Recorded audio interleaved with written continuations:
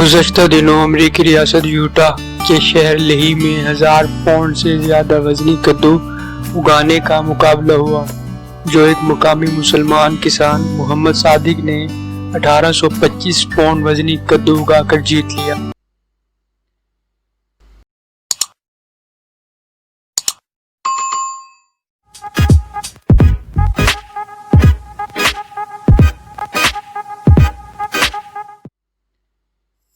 وزنی سے وزنی کدو اگانے کا یہ سالانہ مقابلہ گزشتہ 16 سال سے منعقد ہوتا آ رہا ہے، جس میں یوٹا سے تعلق رکھنے والے کسان شرکت کرتے ہیں۔